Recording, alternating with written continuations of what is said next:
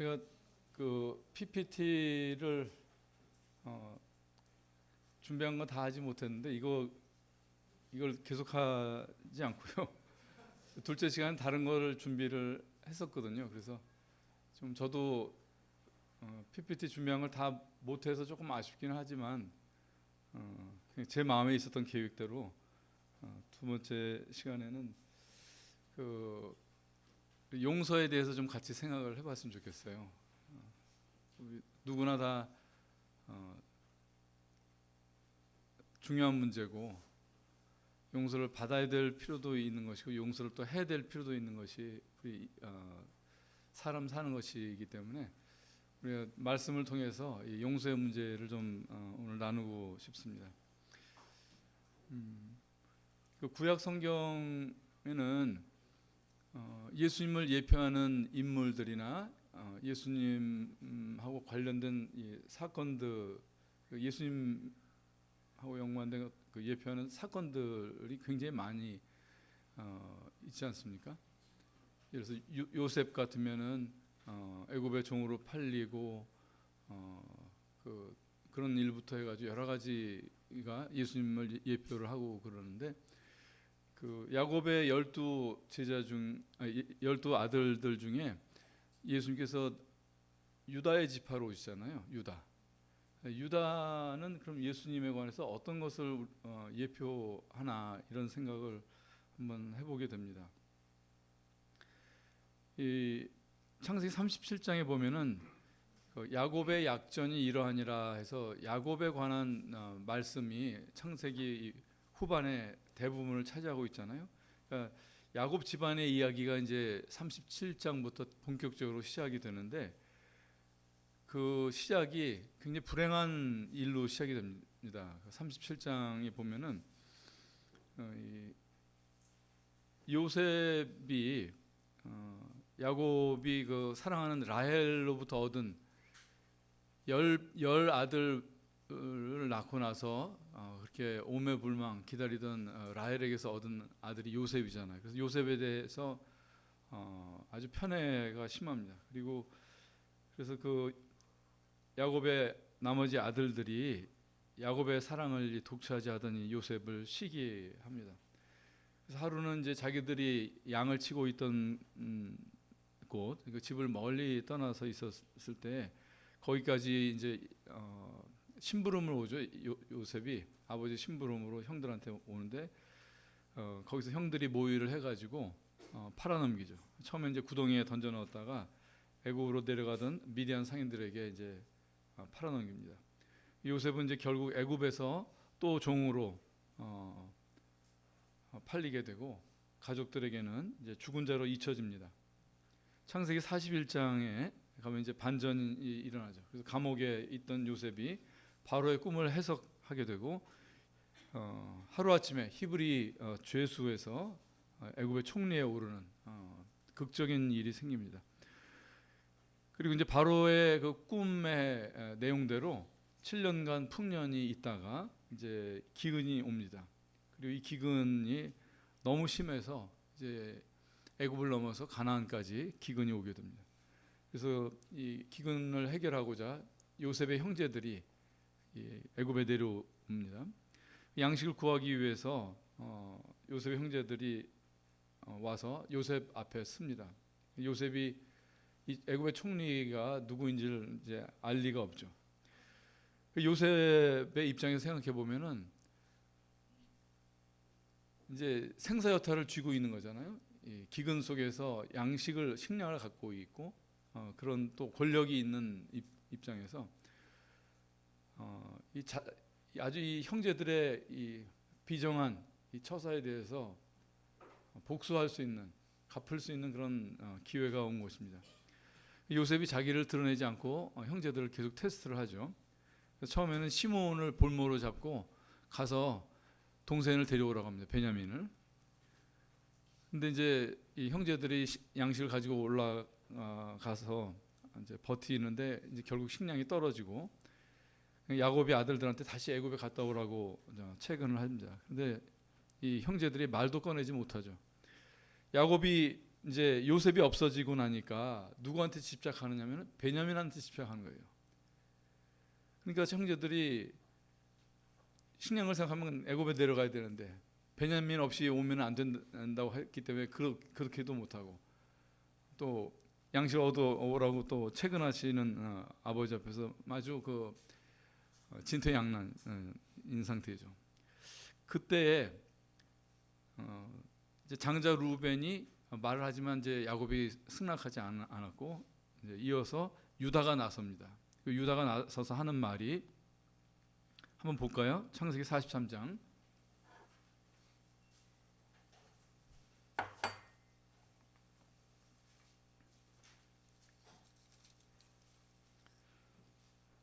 (43장) 9절 다 같이 한번 읽어보겠습니다. 시작. 내가 그를 위하여 담보가 되오리니 아버지께서 내 손에서 그를 찾으소서. 내가 만일 그를 아버지께 데려다가 아버지 앞에 두지 아니하면 내가 영원히 죄를 지리이다. 그러니까 베냐민이 돌아올 것을 자기 몸으로 보증하겠다고 이렇게 야곱한테 이야기를 하고, 그래서 어렵게 이제 야곱을 설득합니다. 그래서 형제들이 베냐민과 함께 이제 애굽으로 다시 내려옵니다. 그런데 이 야곱이 걱정했던 대로 변고가 생기고 말죠. 요셉이 돌아가는 베냐민의 자루에다가 은잔을 숨기고 그걸 꼬투리로 해가지고 베냐민을 붙잡습니다. 그리고 이제 형제들한테 올라가라고 하잖아요. 올라갈 수가 있나요?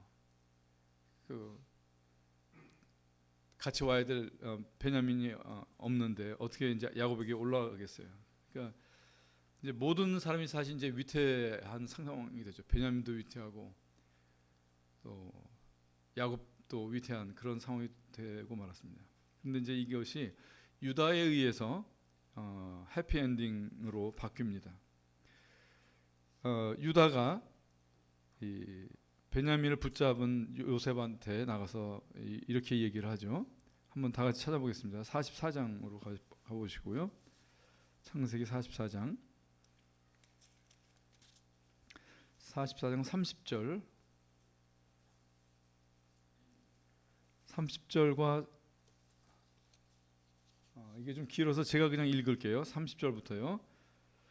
아버지의 생명과 아이의 생명이 서로 하나로 묶여 있거늘 이제 내가 주의 종 우리 아버지에게 돌아갈 때 아이가 우리와 함께 가지 아니하면 아버지가 아이의 없음을 보고 죽으리니 이같이 되면 종들이 주의 종 우리 아버지가 흰머리로 슬퍼하며 스올로 내려가게 함이니이다. 주의 종이 내 아버지에게 아이를 담보하기를 내가 이를 아버지께로 데리고 돌아오지 아니하면 영영이 아버지께 죄의 짐을 지리이다 하였사오니 이제 주의 종으로 그 아이를 대신하여 베냐민이죠. 그 아이를 대신하여 머물러 있어 내 주의 종이 되게 하시고 그 아이는 그의 형제들과 함께 올려 보내소서. 그 아이가 나와 함께 가지 않으면 내가 어찌 내 아버지에게로 올라갈 수 있으리까. 두렵건대 제가 내 아버지에게 미침을 보리이다. 제 아버지가 베냐민과 결탁되어 있습니다. 두 사람의 생명이 하나로 묶여 있습니다. 아비가 아이의 없음을 보고 죽으리니 베냐민이 돌아가지 않으면 아버지가 죽습니다. 베냐민을 아비에게 올려 보내주십시오. 제가 베냐민을 대신하겠습니다. 유다가 말하고 있는 이 상황이 요셉에게는 어떤 일이었을까요? 요셉이 애굽에 팔린 이유가 이 야곱의 총애를 받는 요셉이었잖아요. 형제들이 이 아버지의 총애를 받는 요셉을 시기했던 것이 그 이유였습니다. 그리고 그 창세기 사건을 읽어보면은 요셉을 애굽에 팔아 넘길 때 그 주동자가 바로 유다였어요. 근데 이제 요셉이 없어진 상태에서 야곱의 사랑이 온통 베냐민에게로 가고 있습니다. 그러니까 이 유다와 형제들에게는 베냐민은 제2의 요셉이었던 거예요. 이제 이 미운 베냐민이 애굽의 볼모가 되었으니까 전에 유다 같으면 속으로 좋아했을 수도 있을 거예요. 근데 지금 자기 앞에 있는 유다는 베냐민을 미워하지 않습니다. 오히려 요셉에게 아버지와 베냐민의 생명이 하나로 묶여 있다 이렇게 말하는 거예요. 그리고 자기가 베냐민 대신 볼모로 잡히겠다. 이 보면 이제 44장 끝절 뒤에 45장이 어떻게 시작이 됐냐면은 그때까지 형제들한테 자기를 숨기고 있었던 요셉이 유다의 말이 끝나자마자 대성통곡을 해요. 그러니까 요셉은 베냐민에게 13년 전에 팔리던 자기가 오버랩 되어 있었던 거예요. 이 요셉이 유다의 사랑을 보았던 것입니다. 그래서 그동안 계속 형제들에게 자신을 드러내지 않고 테스트하고 그렇게 아주 지난한 그 과정을 기다리던 요셉이 바로 그 유다의 말 속에서 유다가 달라졌고 유다의 말 속에 시기가 아닌 사랑이 있다고 하는 사실을 발견하고 그래서 그 마음이 풀어졌던 거예요. 그래서 요셉과 형제들 사이에 용서가 이루어지고 야곱의 온 가족이 다 살게 됩니다. 그리고 이제 기근으로 멸망할 그 야곱의 온 집이 살게 되었습니다. 예수님으로 인해서 죄로 멸망할 온 세상이 살게 되었습니다. 그죠? 애굽 세상에 죄값으로 붙들린 우리를 천국으로 데려가지 않으면 하나님 아버지께 죽음 같은 일이다. 이것이 느껴지더라고요. 유다의 말 속에 유다 지파의 후손으로 오신 예수님이 어떤 마음이셨는지가 유다의 말 속에 있더라고요. 예수님께서 십자가에 달리신 그 몇 시간 동안에 함께 달렸던 한 강도를 구원하시잖아요. 이 죽음이 얼마 남지 않은 그 강도도 하나님께 베냐민이었던 거예요. 그래서 사람은 하나님께 인류 n분의 1이 아니더라고요. 마치 유다가 이 야곱에게 베냐민이 얼마나 소중한 존재인지 알았던 것처럼 우리 모든 사람이 하나님께는 다 베냐민 같은 그런 소중한 존재더라고요. 10손가락 깨물어 안 아픈 손가락 없다고 그러잖아요. 10 자식 중 하나가 아플 때 엄마의 아픔이 10분의 1이 되는 게 아니죠. 한 사람 한 사람이 다 하나님께 10분의 10으로 다 이렇게 소중한 존재인 것입니다. 그래서 바울이 유능하지만 바울로 너를 대체할 수 없고 아리마대 사람이 존귀한 공회원이지만 그로 너를 대체할 수 없다. 이것이 강도로 평생 강도로 살고 죽는 그를 향해서도 주님께서 그 마음을 가지셨던 거더라고요. 나는 너 외에 다른 사람이 없다. 난 너 외에 다른 사람을 내 앞에 두지 않는다. 이 말을 들을 때 뭐 비슷한 말씀 떠오르지 않나요? 그 강도, 인생을 그렇게 허비하고 남한테 해를 끼치고 산 그 사람이었지만 나는 내 앞에 너 외에 다른 사람 두지 않는다. 넌 나한테 다른 모든 사람이 선하고 귀해도 너도 나한테 똑같이 이렇게 귀한 존재이다. 너는 나 외에 다른 신을 내게 두지 말라.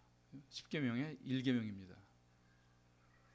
하나님이 사람을 그렇게 개별적이고 존귀한 존재로 대우하듯이 사람에게 자신도 그렇게 대우하기를 요구하시는 것이 1계명이더라고요.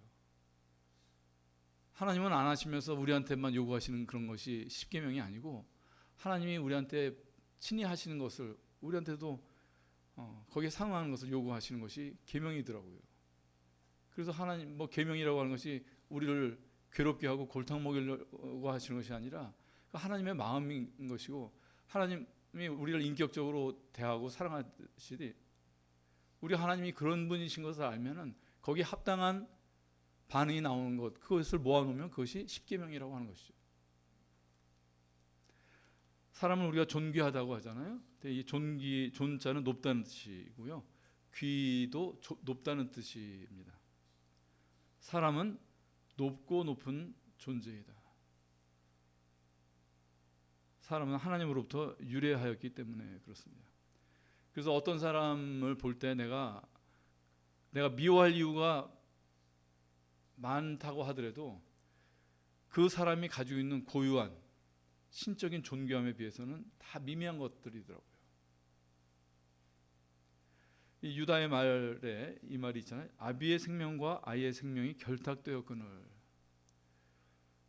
그러니까 생명이라고 하는 것은 서로 결탁되어 있더라고요. 그러니까 내가 없으면 내가 존재하지 않는다. 내가 없어도 나는 잘 살 수 있고 내가 없어도 나는 행복하다. 이거는 절대로 이건 진리가 아니더라고요. 이 진리로부터 가장, 그러니까 그 사람이 어떤 선한 삶을 살고 어떤 희생을 하고 어떤 봉사를 하고 그럴지라도 다른 사람과 이 생명과 생명이 결탁되어 있다고 하는 것을 모르면 그것은 그 사람은 정말 이 생명에 대해서 모르는 것이더라고요. 근데 이 유다의 말이 예수님에게서 이루어집니다. 이 아비의 생명과 아이의 생명, 이 생명이 결탁되어 있다고 하는 이 유다의 말이 예수님에게서 이루어지는 것을 이렇게 제가 본 말씀이 있는데, 이게 성전세의 이야기 속에서 그런 이 생명의 결탁의 문제를 제가 좀 생각하게 됐어요. 마태복음 17장에 가보겠습니다.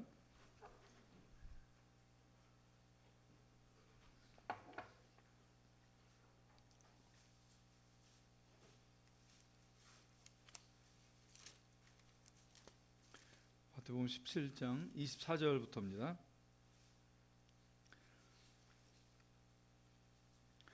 여기는 이제 가버나움에서 있었던 일입니다. 24절부터 제가 몇 절 읽겠습니다. 가버나움에 이르니 반세기를 받는 자들이 베드로에게 나와 이르되 너의 선생은 반세기를 내지 아니하느냐. 이르되 내신다 하고 집에 들어가니 예수께서 먼저 이르시되 시몬아 내 생각은 어떠하냐. 세상 임금들이 누구에게 관세와 국세를 받느냐. 자기 아들에게냐 타인에게냐. 베드로가 이르되 타인에게니이다. 예수께서 이르시되 그렇다면 아들들은 세를 면하리라. 그러나 우리가 그들이 실족하지 않게 하기 위하여 내가 바다에 가서 낚시를 던져 먼저 오르는 고기를 가져 입을 열면 돈 한 세겔을 얻을 것이니 가져다가 나와 너를 위하여 주라 하시니라. 이 반세겔은 그 출애굽기 30장에 나온 성전세의 규례에 관한 것입니다. 여기 보면은 이스라엘 자손들에게 조사받은 각 사람이 생명의 속전을 여호와께 드리라 그러시면서 무릇 계수에 드는 자마다 성소의 세겔대로 반세겔을 낼 것을 말씀하시거든요. 그러시면서 15절에 보면은 너의 생명을 속하기 위하여 여호와께 드릴 때 부자라고 반세겔에서 더 내지 말고 가난한 자라고 덜 내지 말라 이렇게 말씀하셔요. 그러니까 이스라엘 백성들한테 어떤 의무가 있었냐면은 하나님이 그 생명을 구속하셨다는 것을 기념하는 뜻으로 반세기를 내는 거예요. 그래서 이 성전세를 받는 자들이 예수님한테 반세기를 지금 내라고 하는 거거든요. 근데 생각해 보면은 예수님은 성전세를 내실 이유가 없는 분입니다. 반세겔은 생명을 받은 죄인들이 하나님께 내는 것인데 생명을 주신 창조주께서 생명의 값을 내실 이유가 없는 거예요. 그런데 이 생명의 값을 내시잖아요. 죄인처럼. 마치 침례를 받으실 이유가 없으신 주님이 세례요한에게서 침례를 받으신 것과 같은 맥락이더라고요. 시편 69편에 무고히 나를 미워하는 자가 내 머리털보다 많고 무리히 내 원수가 되어 나를 끊으려 하는 자가 강하였으니 내가 취치 아니하는 것도 물어주게 되었나이다. 예수님의 그 십자가의 죽음은 뭐냐면은 예수님이 책임이 없는 일을 취치하는 것을 물어준 일과 같이 같은 것이 바로 예수님의 십자가 대속이었다고 하는 것입니다. 예수님은 가장 낮은 사람과도 결탁하기 위해서 말구유에 나시고 흙수저 동네 나사렛 사람이 되셨고 성전의 주인이신데도 이 부당한 요구에 순응하셨더라고요. 책임이 없는 것도 자신의 빚진 양 물어주셔서 주인들과 하나가 되신 것입니다. 그리고 예수님께서 이제 베드로에게 말씀하시죠. 그 물고기 입을 열면 한 세겔을 얻을 것이니 가져다가 너와 나를 위하여 주라. 자, 성전세 받는 사람들, 아까 거기 17장을 기억해 보세요. 성전세 받는 사람들이 베드로한테 한 말은 뭐냐면은 예수님의 성전세를 지금 요구한 거거든요. 그러니까 요구받은 것이 예수님이기 때문에 반세겔 내고 반세겔 거슬러 오면 될 일이에요. 그죠? 그런데 예수님께서 뭐라고 하시냐면 너와 나를 위하여. 그러니까 주님께서 베드로의 것까지 내라고 하시는 거예요. 그러니까 성전세를 받는 사람들이 베드로에게는 요구하지도 않았습니다. 저는 이 사실에서 좀 이런 것이 생각이 되더라고요. 성전세를 요구받지 않은 베드로와 같이 사람은 하나님의 백성이 될 자격이 사실은 없어요. 왜냐하면 우리 아비가 마귀라고 하셨잖아요. 너희는 너희 아비 마귀에게서 났으니. 그리고 또 예수님께서 뱀들아 독사의 새끼들아 이렇게 우리의 영적인 정체를 그렇게 이미 말씀하셨어요. 그러니까 성전세를 하나님의 백성이 내야 되는 성전세를 낼 자격이 원천적으로 없는 거예요. 사람은. 저는 그렇게 생각했었어요. 나는 하나님 마음에 들게 좀 살고 싶은데 내 육신이 약해가지고 죄를 짓는 줄로 그렇게 생각을 했었거든요. 근데 이게 엄청난 착각이더라고요. 저는 이 착각을 벗어나기 전까지 십자가를 잘 몰랐어요. 사람은 존재 자체가 죄더라고요. 그래서 사람이 죄인으로 사는 것을 마귀가 거들지 않아도 돼요. 우리가 죽음이 죄의 삭시라고 했는데 우리가 죽기 위해서 노력할 필요가 없는 것이잖아요. 우리 노력하지 않아도 다 죽게 돼 있어요. 그러니까 우리는 원천적으로 이 생명의 속전을 낼 자격 자체가 없는 존재더라고요. 그런데 베드로에게 반세겔 갖다가 내라고 하지 않으시잖아요. 너와 나를 위하여 내라. 참 예수님의 이 마음속에 있는 것이 어떤 것일까? 이 원수의 자식. 베드로는 나중에 예수님을 부인하잖아요. 그런 배반까지 하는 이런 존재인 사람을 너도 하나님의 백성이다. 이런 마음이신 것 같아요. 우리가 잘 아는 말씀이잖아요. 의인을 위하여 죽는 자가 쉽지 않고 선인을 위하여 죽는 자가 용감히 죽는 자가 혹이 있거니와. 그런데 예수님께서 죽으신 것은 무엇이냐? 우리가 아직 죄인인 때 우리를 위하여 죽으신 것이더라고요. 그래서 주님의 사랑은 우리한테 자격을 요구하지 않으시더라고요. 그리고 베드로도 반세겔, 예수님도 반세겔입니다. 그러니까 베드로는 반세겔, 예수님은 백세겔 이렇게 그렇지 않고 똑같아요. 베드로의 생명의 무게와 예수님의 생명이 같다고 하는 것이에요. 어떻게 사람의 생명이 하나님의 아들의 것과 같을 수 있을까? 성경에 거듭난 자들을 가리켜서 자녀 또는 신부, 형제라는 표현들을 씁니다. 저는 이것이 하나님의 사람을 사랑하시는데 아주 많이 사랑하신다는 그런 표현으로 그렇게 생각을 했던 거예요. 그런데 그렇지 않더라고요. 정말로 예수님도 반세겔, 나도 반세겔.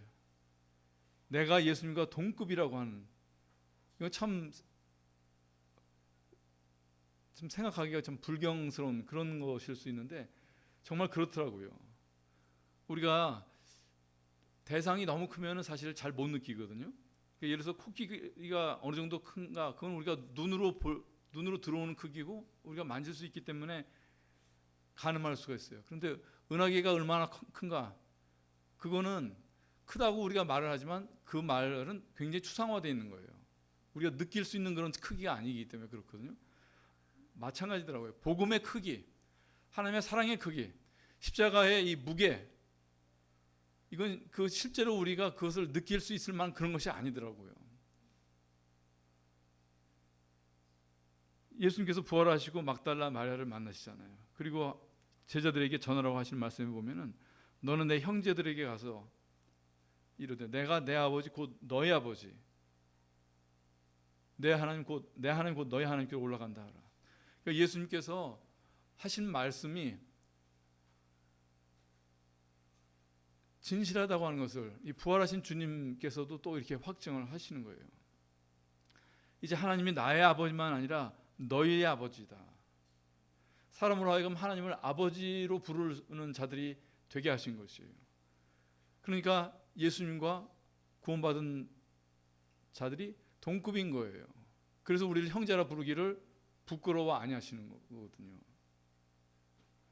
저는 구원받은 것을 이게 예수님과 내가 생명의 격이 같다고 하는 것은 뭐 그냥 언감생심적. 이거는 그냥 나는 그냥 예수님의 측근, 그 정도, 예수님의 부하, 그 정도로 생각을 했던 것 같아요.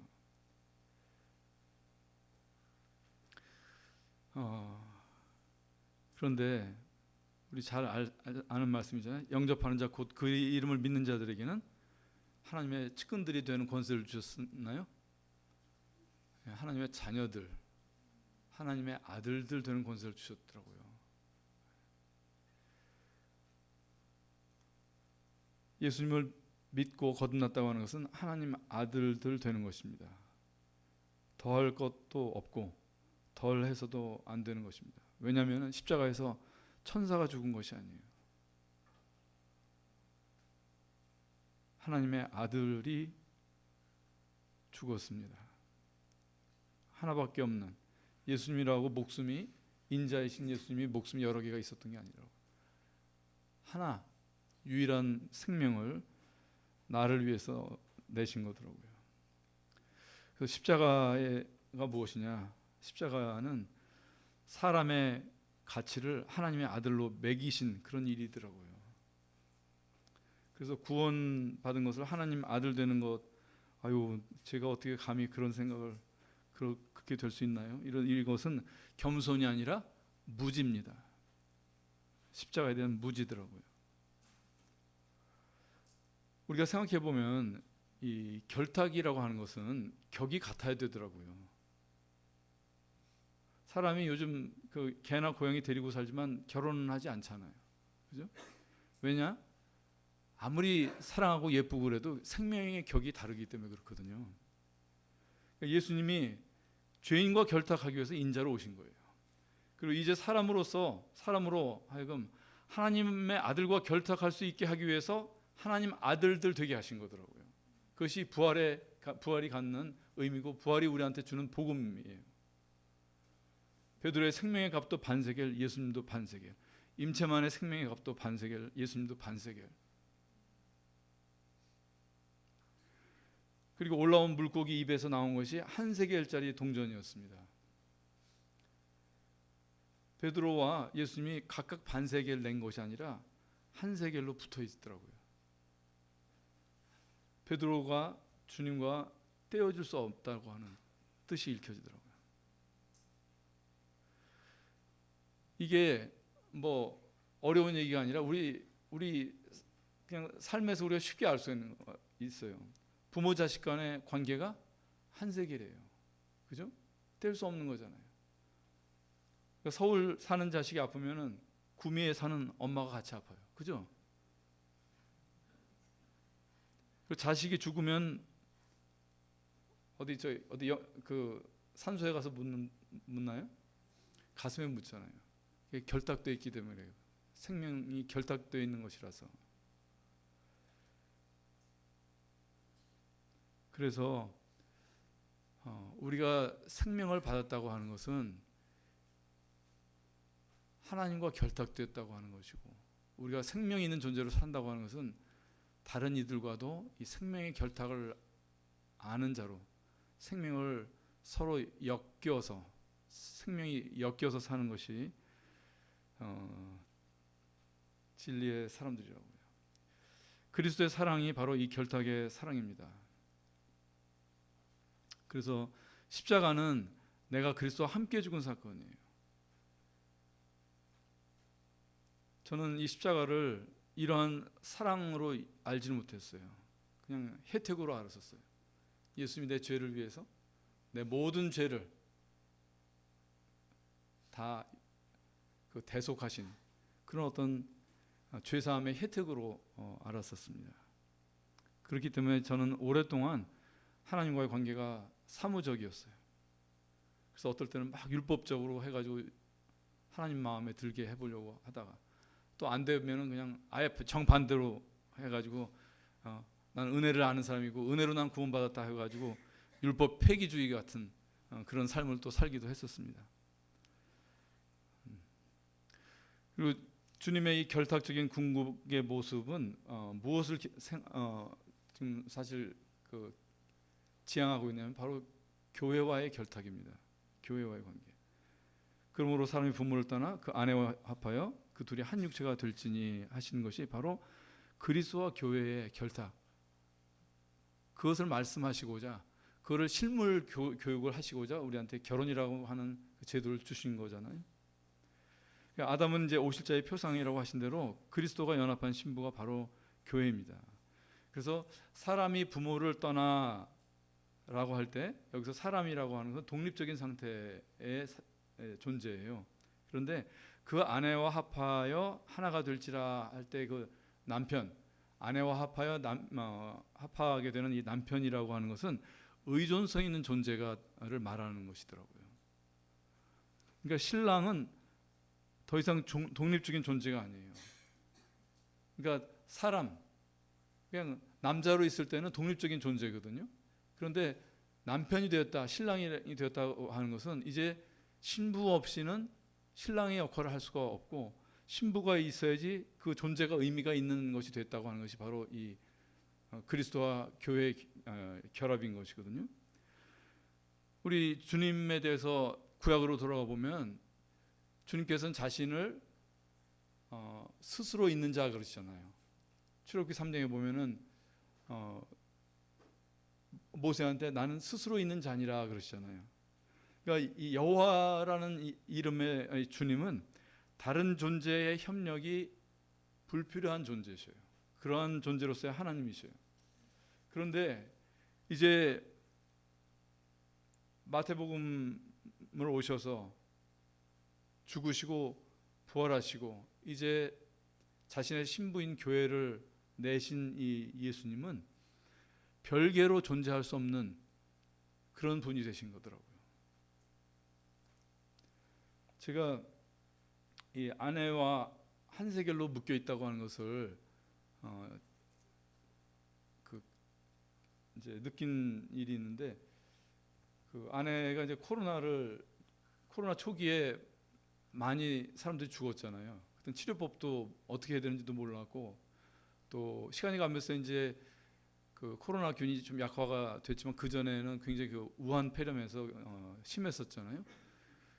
근데 이걸 제가 뭐 다른 데서도 좀 간증도 하고 그래서 아시는 분도 있겠지만은 제가 하는 일이 뭐죠? 네, 의사 중에서도 호흡기 의사입니다. 근데 아내가 이제 이야기하면 좀 긴데 어쨌든 이 코로나로 폐렴이 걸려가지고 이제 제가 있는 병원에 입원을 했어요. 저는 방이 11층이고 아내가 입원한 병동은 15층인가 그랬어요. 근데 면회도 못 가요. 그때 다 우주복 입고 막 이렇게 격리를 하던 때라서. 그런데 저는 이제 가슴 사진 아내 이제 가슴 사진을 보고서는 좀 안도를 했어요. 이제 증상이 있지만 그냥 조금 버티면 이제 지나가겠지 이렇게 했는데 CT를 보는 순간 그 정말 그거 어떻게 표현할지 모르겠는데 이상해지더라고요. 온 세상이 그냥 제 주위가 이상해지더라고요. 제가 이 코로나는 바이러스성 폐렴이거든요. 우리가 보통 폐렴 그럴 때는 세균성 폐렴이고 세균성 폐렴은 웬만하면 나아요. 약을 조금 잘못 써도 그러니까 100이 안 맞아도 한 7, 80만 맞아도 낫게 돼 있어요. 근데 바이러스성 폐렴이라고 하는 것은 제가 이제 호흡기 의사로 평생 지내보면서 이거는 두려운 병이에요. 왜냐면은 이게 스스로 이제 환자 몸이 이걸 이겨내서 나아야지 안 그러고 어떤 포인트를 딱 지나가게 되면 이제는 손 드는 거거든요. 그걸 막을 수가 없어요. 근데 엑스레이에서는 잘 안 보였었는데 CT를 보니까 그 코로나 폐렴이더라고요.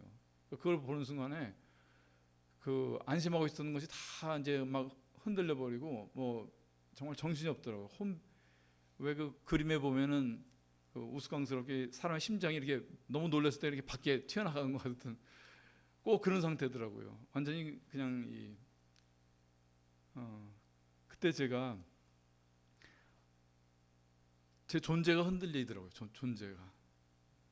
그러면서 깨달은 것이 우리가 함께 있었던 것이 내가 살아 있었던 거로구나. 그러니까 아내가 없다고 하는 것은 내가 아무리 살아도 그건 산 것이 아니다. 생명이 아니더라고요. 그래서 나라는 존재가 아내와 한 세겔처럼 묶여 있었다고 하는 것을 그때 알게 됐어요. 그래서 생각을 해보니까 나중에 참 제가 결혼할 때 20대 후반에는 참 얼마나 자주적인 그런 인간이었는데 결혼한 바람에 아주 형편없이 약한 자가 됐더라고요. 그래서 이 사랑이라든지 생명이라든지 이것은 그와 결탁되는 것이고, 결탁이라고 하는 것은 뭐냐면 존재의 의존성이 생긴다고 하는 거예요. 존재의 의존성이 생긴다. 그래서 그리스도는 신랑으로 교회에 의존되어 있고 교회는 신부로서 그리스도께 의존되어 있는 것입니다. 그 아가서에 가면 놀라운 말씀이 나와요. 그러니까 아가서에 보면 술람미 여자가 나는 그에게 속하였구나 그런 말을 하거든요. 이건 굉장히 자연스럽죠. 우리 교회가 그리스도께 속하는 것은 자연스럽고 또 마땅한 것이고. 그런데 그 뒤에 가면 어떻게 나오냐면 왕이 하는 말이 나와요. 그가 나를 사모하는구나. 그가 나를 사모하는구나. 술람미 여자만 주님을 사모하는 것이 아니라 이제 왕이 신부를 사모하시는 거예요. 우리는 한 방향만 잘 생각하거든요. 사람이 하나님을 사랑하는 것, 하나님의 사랑을 갈망하는 이것만 생각하는데, 주님께서 이제 영화로운 몸으로 부활하시고 교회의 신랑이 되셨다고 하는 것은 이제 내가 주님의 사랑이 필요하듯이 주님이 나의 사랑을 필요로 하신다고 하는, 참으로 놀라운, 너무나 역설적이고 너무나 참 신비한 그런 것이 바로 그리스도의 부활이고 주님과 교회 또 주님과 나의 관계이더라고요. 그래서 우리가 은혜라고 하는 것은 일방적인 거거든요. 일방적인 거. 우리가 부모가 자식한테 해주는 건 다 은혜, 일방적인 것이. 사랑이라고 하는 것은 쌍방적인 것이더라고요. 그래야지 그 쌍방적이라의 그 사랑이 또 인격적인 것입니다. 근데 우리가 생각해 보면요, 내가 누구를 사랑한다고 하는 것은요, 큰 약점이 생기는 거더라고요. 그러니까 부모가 자식한테 약한 것은 사랑하기 때문이죠. 그죠? 그가 나를 사모하는구나. 주님도 약점이 생기셨더라고요. 참 기이한 일입니다. 이와 같이 사랑이라고 하는 것이 그에 대한 그와의 어떤 생명의 결탁이라고 우리가 생각할 때, 그리고 그 결탁이라고 하는 것은 서로의 존재가 의존되고 있다고 하는 것. 그 없이 나만 존재하거나 그는 어렵고 그는 비참한데 나는 혼자 자부심을 가질 수 있고, 그건 생명이 아니더라고요.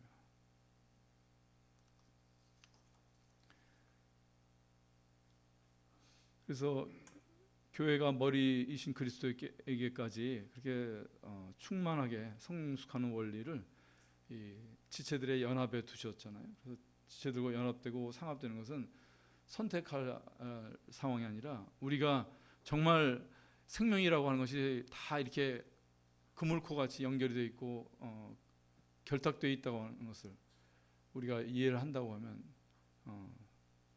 우리가 지체들에 대해서 똑같은 마음을 가져야 되는 것입니다. 이런 존재의 의존성이 있는 것이 바른 신앙이라고 한다면, 이런 의존성이 없이 독자적으로 경건할 수 있다고 생각하는 것이 무엇이냐? 그것이 바로 바리새인입니다.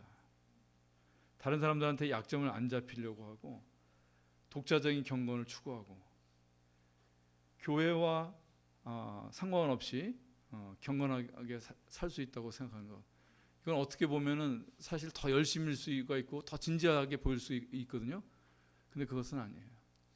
유다 지파의 후손으로 오시고 유다의 입을 통해서 아비의 생명과 생명이 결탁되어 있다고 하는 이 말씀, 또 그것을 십자가의 사랑으로 보이시고 베드로와 한 세겔로 묶이신 이 사랑, 진리를 모르는 것입니다. 그리고 그런 것은 영생이 아니라 해탈을 구하는 그런 신앙이더라고요. 그래서 기독교적인 해탈을 구하는 그런 신앙을 가진 사람들이 있더라고요. 예수님의 십자가는 주님께서 사랑과 결탁하신 자리입니다. 우리 믿는 자들에게 자기 십자가를 지고 나를 쫓으라고 하셨잖아요. 그건 예수님의 십자가의 의미를 생각할 때 나도 다른 사람과 결탁하고 이 생명의 결탁을 걸고 따르는 것, 그것이 바로 십자가를 지고 주님을 따르는 것이라고 하는 것입니다.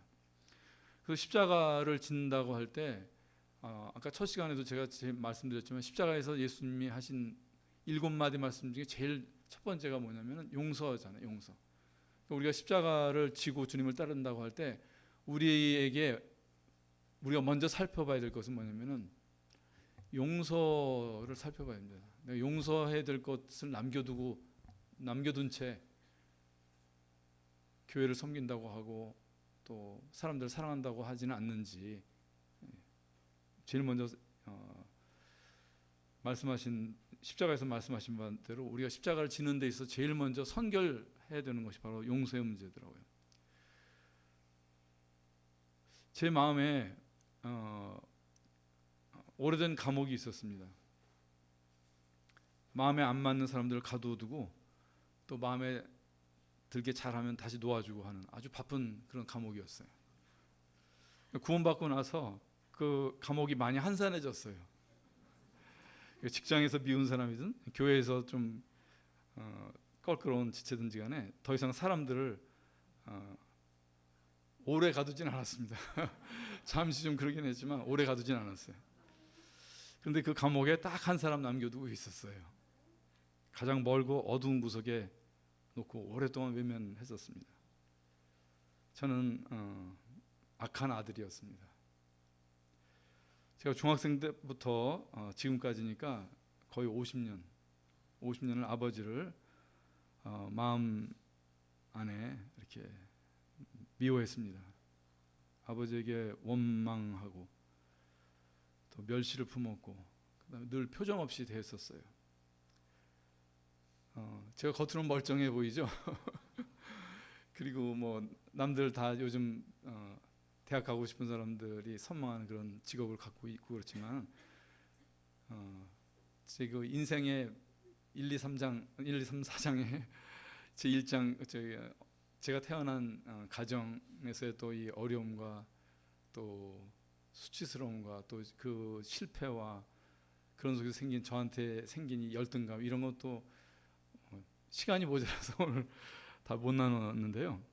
어쨌든 그런 것에 있어서 참 아버지를 미워했어요. 그리고 나는 아버지는 나한테 미움받는 것이 마땅해. 내가 아버지를 미워하는 것은 정당한 일이야. 거기에 대해서 한 번도 의심하지 않았어요. 저는 저의 성스러운 결혼식 날에도 아버지를 감옥에 두었고 첫 손자가 태어난 성스러운 날에도 아버지를 감옥에 두었습니다. 제가 강단에서 메시지를 전하면서 용서는 성도의 새로운 본성입니다. 이렇게 막 외치는 날에도 또 장로로서 성스러운 침례식을 집례하는 날에도 아버지의 영혼에 대해서 무관심했습니다. 근데 작년에 어느 교회 이제 수련회 설교를 이제 준비하면서 알게 됐습니다. 아버지도 하나님께 베냐민이구나. 아버지가 내가 그렇게 밉고 멸시하는 아버지가 하나님께 사랑을 받는 사람이구나. 아비의 생명과 아이의 생명이 결탁되었다. 하나님은 지금 아버지와도 그 생명이 결탁되어 있으시구나. 내가 주의 종 우리 아비에게 돌아갈 때 아이가 우리와 함께 하지 않냐면 아비가 아이 없음을 보고 죽으리니. 이 유다의 말이 제 안에서 이렇게 되새김질이 되면서 아버지를 향한 하나님의 마음이 보였습니다. 그래서 그 수련회를 며칠 앞둔 날 밤에 50년간 잠겼던 감옥을 엽니다. 아버지를 마음에 받았습니다. 아버지의 실패, 또 허물, 그리고 아버지의 그 인격적인 결함, 그것을 그냥 그대로 제가 받게 됩니다. 그 예수님께서 부활하신 다음에 여기 한번 다 같이 보겠습니다. 요한복음 20장.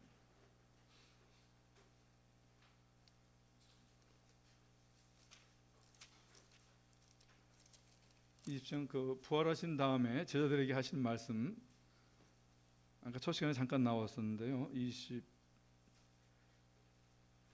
21절부터 읽겠습니다. 다 같이 시작. 예수께서 또 이르시되 너희에게 평강이 있을지어다. 아버지께서 나를 보내신 것 같이 나도 너희를 보내노라.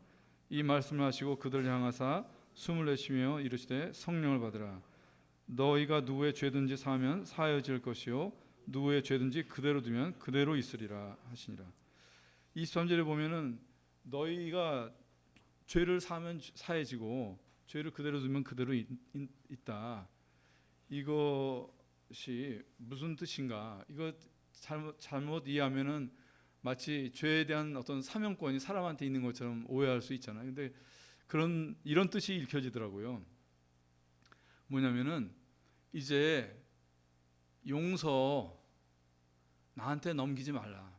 나한테 떠넘기지 말고 너희가 하라. 그런 마음이 읽혀지더라고요. 우리가 나한테 잘못한 사람이 있으면은 하나님이 좀 혼내주시든지, 그러니까 깨닫게 좀 해주시든지, 그러면서 내가 용서해야 될 어떤 이 일은 그냥 미뤄두잖아요. 스스로 깨닫고 뭐 어떻게 하기를 바라고, 그러면서 내 용서의 책임을 외면하는 것입니다. 그런데 너희가 이제 죄를 사해라. 이제 용서를 하나님께 받으라고 하지 말고 너희가 직접 해라. 그렇게 해서 사랑의 하나님, 용서의 하나님이 있다는 것을 좀 드러내기를 바라시는 것 같아요. 회사에 보면은 전결이라고 하는 게 있잖아요. 전결. 그러니까 사장님한테 결제가 올라가지 않고 중간에 과장이나 대리가 처리하잖아요. 그럼 그것이 유효하게 되잖아요. 그러니까 십자가 후로 용서에 있어서 전결이 생긴 거더라고요. 하나님께한테까지 올리지 말고 하나님 저한테 용서하는 마음을 주셔가지고 저를 용서하게 해주세요. 그렇게 하지 말고 내 선에서 하라는 거예요. 내가 정말 그 용서의 가치를 알고 정말 용서를 받은 사람이면 이제 네가 용서해라. 생각해 보니까요, 이 용서를 전결을 처리하는데 도사들이 있어요. 부모입니다, 부모. 그죠? 네, 자식 키우다 보면은 정말 정말 고통스러운 일들이 있잖아요. 그 부모로서 그런 경우에 하나님한테 용서 맡기나요? 부모가 용서하잖아요. 이 용서의 전결을 못 한다고 하면 누가 부모 노릇 할 수 있겠어요? 우리한테 그런 마음을 주신 거거든요. 부모한테. 부모가 자식의 잘못을 치우고 보기 때문에 자식을 양육할 수 있더라고요. 이런 하나님의 마음, 이 용서의 그 기제를 다 부모들에게 사실 믿음에 상관없이 그 이전에 이런 마음을 우리한테 주셨더라고요. 그래서 이제 이 사람에 대한 용서의 결제선이 하나님 선에서 우리 성도 전결이 됐습니다. 그래서 하나님의 용서가 있다고 하는 것을 뭐 십자가의 교리로서가 아니라 먼저 믿은 내가 확인해 주라. 용서가 쉬운 사람이 없죠. 십자가에서 이 용서의 말씀이 나왔다고 하는 것은 그만큼 용서는 어렵다고 하는 것이고, 쉽게 말하면 용서는 내가 죽어야 할 수 있는 것이 용서더라고요. 마태복음 27장 42절에 십자가에 달린 예수님한테 사람들이 이렇게 조롱합니다. 저가 남은 구원하였을 때 자기는 구원할 수 없도다. 저가 남은 구원하였을 때 자기는 구원할 수 없도다. 그래서 용서는 무엇인가? 남은 구원하고 나는 죽는 것이다. 그의 명예는 살려주고 나는 명예를 잃는 일이 되기도 합니다. 그의 유익을 보호하느라고 내 유익을 챙기지 못하는 일입니다. 죄가 없는데 죄인이 될 수도 있고요. 분별이 있는데도 모자란 사람이 되는 것, 능력이 있는데도 무능한 자가 되어주는 것, 이것이 바로 취치 않는 것을 물어주는 것이고, 이것이 용서한 사람의 마음입니다. 용서는 참 아프죠. 근데 부모가 자식을 용서한 일 가지고 하나님이 우리한테 묻지 않으시죠. 너 왜 내 마음대로 자식의 죄를 용서해 주냐, 이렇게 우리한테 묻지 않으셔요. 왜냐하면은 하나님의 아픈 마음을 대리하기 때문에 그렇더라고요. 그래서 우리가 아픔 없이는 진정한 용서가 아니더라고요.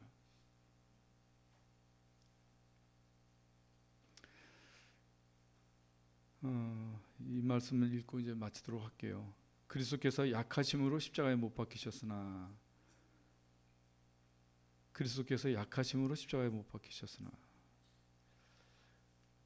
사랑은 약함이더라고요. 십자가의 대속은 예수님께서 어떤 능력과 지혜로서 이루신 것이 아니라 약해지셨기 때문에 이루신 거더라고요. 죽음을 받기까지 약해지신 것, 그건 사랑이 그와 같은 것이기 때문에, 사람을 사랑할 수 있는 길이라고 하면 얼마든지 약해질 수 있다. 이것이 바로 십자가로 보이신 사랑인 것입니다. 그래서 고린도전서 2장에 보면은 바울이 같은 말 하잖아요. 내가 너희 가운데 거할 때에 약하며 두려워하며 심히 떨어노라. 얼마나 능력이 많은 사도였어요.